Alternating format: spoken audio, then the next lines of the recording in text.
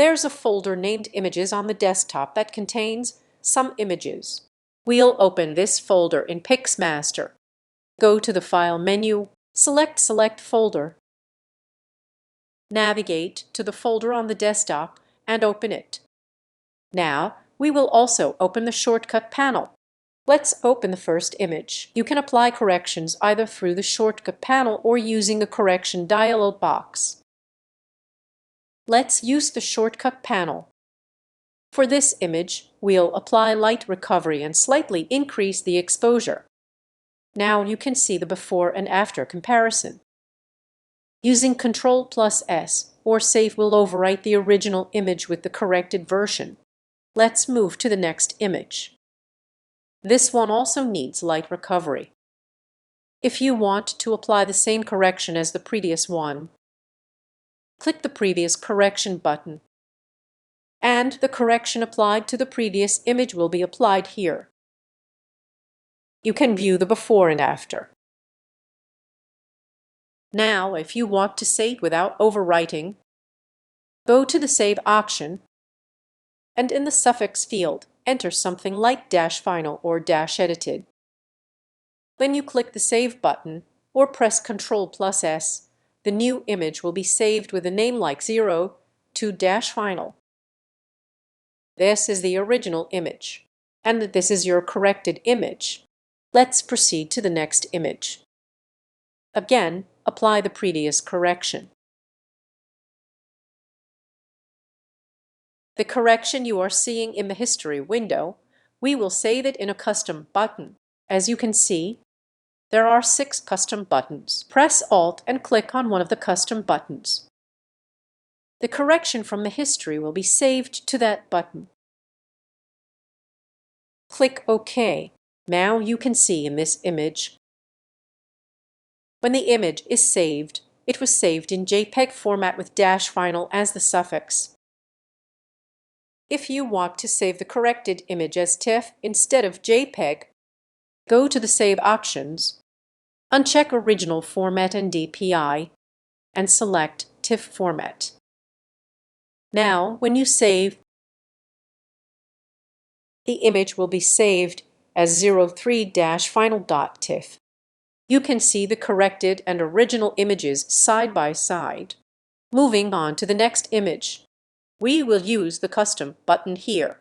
Click on the Custom button and the correction will be applied. Now let's save this correction as an action. Go to the Actions panel and click Add. Let's name it Action 1. All the current corrections visible in the history are now saved under Action 1. Save it. And now the correction is saved. Let's move to the next image. Click on Action 1.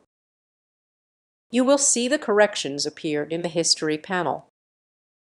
You can see the before and after. Check the original format and DPI options and save the image. Let's move to the next image. Let's apply the action again. Open the light recovery option. There's a slider here. Set it to 100%. There's a small R button here, which is the reset button. Clicking it will reset the dialog box.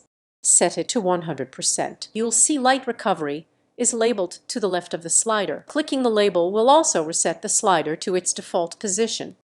Set it to 100% again and click OK. Now undo the change. Go back to light recovery and look for the P button. This means load previous settings. We had applied 100% light recovery earlier. Clicking P brings that setting back. You can also press Ctrl+P to do the same. To reset, click R or press Ctrl+R. Click OK. You'll see the before and after result. You can rotate the image counterclockwise or clockwise. To delete a file from the thumbnail strip, right-click on the image and select Delete Selected File. The file will be removed. You can also use custom buttons via keyboard shortcuts. Go to Windows. The shortcut for custom button 1 is Ctrl plus F1. Similarly, there are shortcuts like Ctrl plus F2, Ctrl plus F3, and so on. Right-click on the thumbnail strip and click Clear List to remove all thumbnails.